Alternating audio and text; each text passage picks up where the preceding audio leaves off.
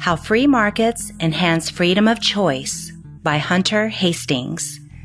An audio Mises Daily, narrated by Diana Kyler. Ludwig von Mises was careful to establish the individual actor as the basis for all economic analysis. An individual acts to improve his circumstances.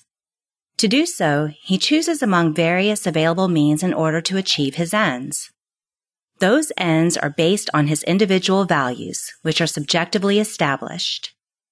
Methodological individualism and dynamic subjectivism are distinctive features of Misesian Austrian economics. The importance of economics based on the individual.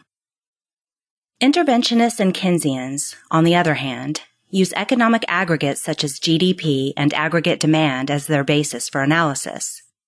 By reducing economic activity to a matter of measuring aggregates, interventionists seek to justify the manipulation of those aggregates in order to establish policy goals, and to design interventionist policies that purportedly are intended to achieve those goals. In order to manipulate such immense aggregates, Keynesians turn to powerful government institutions that, the Keynesian rationale goes, are necessary to manage such a huge economy. These institutions include not only government agencies and regulations, but also their favored partners including big banks, protected financial franchises benefiting from central bank policies and bailouts, big pharma, government-protected pharmaceutical monopolies, and big food, government-protected purveyors of government-approved diets. This regulation and manipulation is supposedly done for the good of the economy. But in the face of so much government favoritism and management for the benefit of certain special interests, it is easy for the individual economic actors to feel disempowered. And it's not just a feeling. The more government intervenes to control markets, the less sovereignty the consumers have. How governments destroy competition. An example is the increasing domination of the major Wall Street banks in the U.S. Consumers and small businesses report in surveys that 2/3 of respondents consistently report dissatisfaction with big banks, and 3/4 say it is important to bank locally. Yet the number of community banks has declined by 24% over 2000 to 2013, while big banks grew their share of deposits. The 5 biggest banks now hold 47% of deposits, and in some counties, as much as 75% of deposits. Their low consumer satisfaction scores are a result, at least in part, of higher prices. For example, Consumer Reports found that the 10 largest banks charged a monthly fee of $10.27 for a non-interest checking account, compared to $7.45 at small banks and $6 at the 10 biggest credit unions. Professor Amat R. Admati of Stanford University stated in testimony to the Senate Banking Committee in July 2014 that too big to fail legislation provides an explicit subsidy to large banks in the form of a lower cost of capital, and bemoaned the extreme opacity of large banking institutions that grow to inefficiently large sizes. Yet customers do not switch.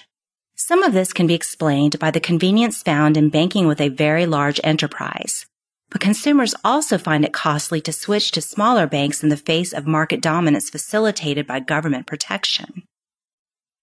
Things would be different if big banks had to truly compete. In Liberty and Property, Mises explained that the real power in the market lies with individual consumers who are making the choices that ultimately determine output and prices. He termed it consumer sovereignty. Murray Rothbard, in Man, Economy, and State, elevated the idea of individual economic power, emphasizing not only the right to choose, but also, and perhaps more tellingly, the right to refuse. Economic power, then, is simply the right under freedom to refuse to make an exchange. Every man has this power. Every man has the same right to refuse to make a proffered exchange. To choose and refuse to make an exchange, i.e., to do business with any other economic entity, is the essence of individual economic power. True diversity in the marketplace. True freedom in the marketplace can greatly shape a consumer's entire lifestyle. In their financial lives, if true market competition is allowed, individual economic actors can refuse to do business even with big Wall Street or global banks and choose, instead, community banks or credit unions. In their home lives, consumers can install solar panels or a home generator and disconnect from the regulated energy utility. This releases them from guaranteed price increases, often caused by the need for the utilities to support their excessive pension commitments and the charges imposed by the forced redistribution of energy subsidies to low-income households. Consumers can refuse to buy from the food companies that hide behind government food regulations and agricultural subsidies, and instead choose smaller, more local, and healthier options. They can choose online education in the form of free MOOCs, massive open online courses offered by top professors at many universities, or pay per course from online providers like Udemy, and refuse the offerings of pro-government biased content and tenured Keynesian professors. They can choose Uber and refuse the highly regulated local taxi monopoly, which is often typified by old, uncomfortable, and poorly maintained vehicles caused by the high cost of taxi regulations and lack of competition.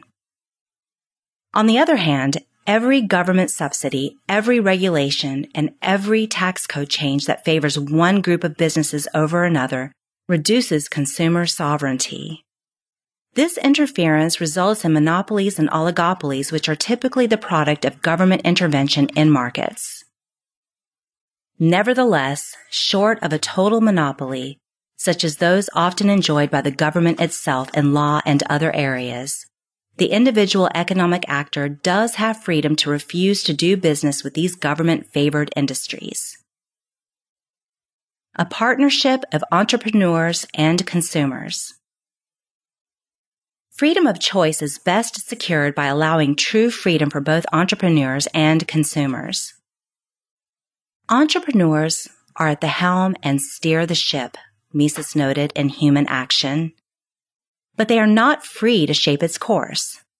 They are not supreme. They are steersmen only, bound to obey unconditionally the captain's orders. The captain is the consumer. Not only is the exercise of individual economic power a choice, it is a powerful tool for directing change, one that we can wield with purpose. As Frank Fetter wrote in The Principles of Economics, every individual may organize a consumers' league, leaguing himself with the powers of righteousness. Every purchase has far-reaching consequences. You may spend your monthly allowance as an agent of iniquity or of truth.